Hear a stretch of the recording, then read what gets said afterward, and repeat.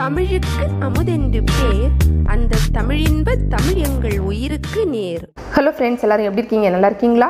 இன்றைக்கி நம்மளுடைய தமிழ் ஆல்ரவுண்டர் அப்பட்டக்கர் சேனலில் நம்ம வீட்டிலேயே நம்ம எப்படி பாதாம் செடி வளர்க்குறதுன்னு பார்க்கலாம். நம்ம ஊரில் எல்லாம் வந்து பார்த்திங்கன்னா பாதாம் மரம் இருக்கும். அது வந்து பார்த்திங்கன்னா வேறு. இது வந்து நம்ம கடையிலேருந்து ஒரு பாதாம் வாங்கி சாப்பிடுவோம்ல, அதுதான். இதில் ஒரு 6 பாதாம் எடுத்துகிட்டு நம்ம தண்ணியில் வந்து போட்டிருக்கோம். 3 நாள் நம்ம தண்ணியில் வந்து வச்சுக்கணும். டெய்லி வந்து பார்த்திங்கன்னா தண்ணி வந்து சேஞ்ச் பண்ணிக்கணும். 3ஆவது நாள் ஆனதுக்கப்புறமா நம்ம பாதாம் வந்து வெளியே எடுத்துக்கலாம். இப்போ வந்து பார்த்திங்கன்னா அந்த சைஸ் வந்து கொஞ்சம் வந்து பெருசாக இருக்கும். ஸோ இந்த பாதாம் தான் வைக்க போகிறோம். இப்போ ஒரு பாக்ஸ் எடுத்துகிட்டு இதில் வந்து பார்த்திங்கன்னா நம்ம 2 டிஷ்யூ பேப்பர் வந்து வச்சுருக்கோம். இதுக்கு மேலே நம்ம வந்து பாதாம் வந்து வைக்கலாம். பாதாம் வந்து வைக்கும்போது ஒன்றுக்கு மேலே ஒன்று அந்த மாதிரி ரொம்ப சேர்த்து பக்கத்தில் வைக்காமல் கொஞ்சம் வந்து அங்கங்கே தள்ளி தள்ளி வச்சுக்கோங்க. வச்சுட்டு இதுக்கு மேலே நம்ம வந்து தண்ணி வந்து ஸ்ப்ரே பண்ணி விட்டுக்கலாம்.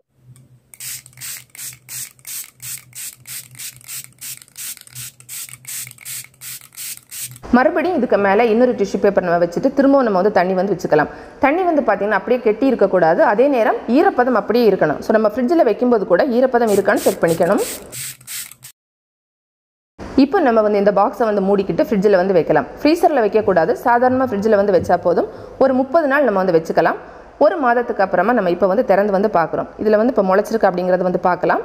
இதில் வந்து பார்த்திங்கன்னா முளை வந்து வந்திருக்கு. நான் வந்து ஏற்கனவே திறந்து பார்த்துருந்தேன். அந்த டைமில் வந்து பார்த்திங்கன்னா 30ஆவது நாள் ஆகும்போதே கொஞ்சம் வந்து முளை வந்து வந்திருந்து. இன்னும் நீங்கள் கொஞ்ச நாள் வச்சிங்கன்னா உங்களுக்கு மிச்சம் எல்லாம் முளை வந்து வந்துடும். ஒன்று வந்து பார்த்திங்கன்னா நல்ல பெரிய முளையாக இருக்குது. மற்றதெல்லாம் வந்து பார்த்திங்கன்னா கொஞ்சம் சின்ன சின்னதாக வந்து வச்சுருக்கு. அதாவது மொத்தமாக வந்து பார்த்திங்கன்னா நம்ம 6 பாதாம் வந்து வச்சுருக்கோம். இதில் 4 பாதாம் வந்து முளை வந்திருக்கு. 2 வந்து பார்த்திங்கன்னா முளை வந்து வரல. ஸோ வராத பாதாமை இப்போ நம்ம மறுபடியும் எடுத்துகிட்டு அந்த முளை வரதுக்கு வேண்டி அந்த தோலை வந்து கொஞ்சம் வந்து எடுத்துக்கலாம். நம்ம ஃபஸ்ட்டில் வந்து தண்ணியில் போட்டு வச்சுருந்தோம். அதுக்கப்புறமா பாக்ஸில் வச்சோம்ல, வைக்கும் போதே உங்களுக்கு முடியும் அப்படின்னா இந்த தோலை வந்து இந்த மாதிரி கொஞ்சமாக எடுத்து வச்சிங்கன்னா சீக்கிரமாக வந்து முளை வந்து வந்துடும். ஆனால் வந்து எடுக்கும்போது ரொம்ப கவனமாக எடுக்கணும். அந்த முளையும் சேர்த்து எடுத்துட்டோன்னா அது வந்து முளைக்காது. ஸோ உங்களால் வந்து கரெக்டாக வந்து எடுக்க முடியும்னா ஃபஸ்ட்டில் அந்த மாதிரி வந்து எடுத்து வந்து வச்சுக்கோங்க. இப்போ நான் வந்து இந்த மாதிரி தோலை வந்து எடுத்துகிட்டு மறுபடியும் இதை வந்து பாக்ஸில் வச்சு நான் வந்து ஃப்ரிட்ஜில் வந்து வைக்க போகிறோம். இப்போ நம்ம வந்து ஏற்கனவே 4 பாதாம் கரெக்டாக இருக்குல்ல, ஸோ அதை எடுத்துகிட்டு நம்ம வந்து மண்ணில் வந்து வைக்கலாம். இந்த 4 தான். இப்போ அதுக்காக வந்து பார்த்திங்கன்னா நம்ம வந்து ஒரு பாட் வந்து எடுத்திருக்கோம். இதில் வந்து பார்த்திங்கன்னா கீழே வந்து நிறைய ஓட்டைகள் எல்லாம் இருக்கும். இதில் என்ன மாதிரி மண் கலவை நான் எடுத்திருக்கேன் அப்படின்னா கோகோ பீட் வந்து ஃபஸ்ட் வந்து போட்டிருக்கேன். அதாவது தேங்காய் நார் பொடி வந்து போட்டிருக்கேன். அதுக்கு மேலே வந்து பார்த்திங்கன்னா மணல், அதாவது சாண்ட் அப்படின்னு சொல்லுவாங்க, அது வந்து போட்டிருக்கோம். ஸோ இந்த மாதிரி நம்ம லேயராக மாற்றி போட்டுட்டு நல்லா கலந்து வந்து எடுத்துக்கோங்க. அல்லது நீங்கள் ஃபஸ்ட்லேயே வந்து கலந்துட்டு கூட நீங்கள் எடுத்துக்கலாம். அதுக்கப்புறமா அதுக்கு மேலே நல்லா தண்ணி வந்து ஊற்றிக்கோங்க. தண்ணி வந்து ஊற்றுனதுக்கு அப்புறமா நம்ம வந்து கை வச்சு சின்னதாக ஒரு குழி மாதிரி எடுத்துக்கலாம். ரொம்ப ஆழமெல்லாம் வேண்டாம். இதில் பாதாமை வந்து வைக்கலாம்.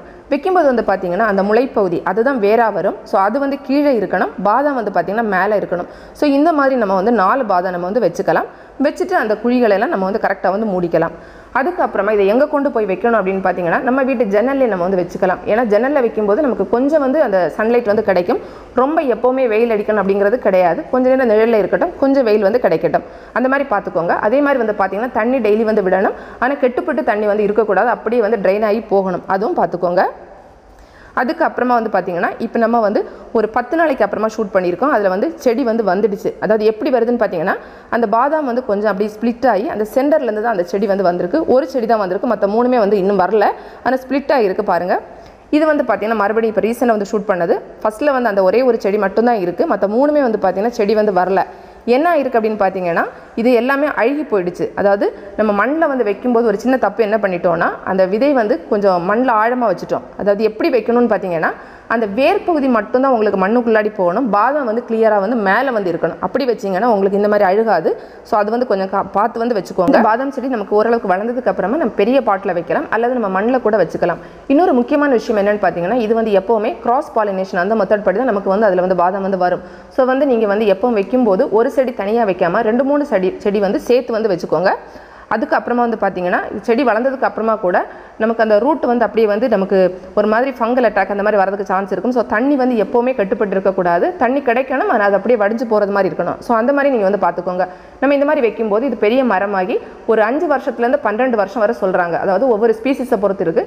ஸோ அதுபடி நமக்கு வந்து பார்த்திங்கன்னா நமக்கு பாதாம் வந்து நீங்களும் உங்கள் வீட்டில் வந்து ட்ரை பண்ணி பாருங்கள். இந்த வீடியோ உங்களுக்கு பிடிச்சிருந்தா லைக் பண்ணுங்கள், உங்கள் ஃப்ரெண்ட்ஸ்க்கு ஷேர் பண்ணிக்கோங்க. மேலும் பல வகையான தகவல்களுக்கு நம்ம தமிழ் ஆல்ரவுண்டர் அப்பட்டக்கர் சேனலை மறக்காமல் சப்ஸ்கிரைப் பண்ணிக்கோங்க. தேங்க்ஸ் ஃபார் வாட்சிங். நன்றி, வணக்கம்.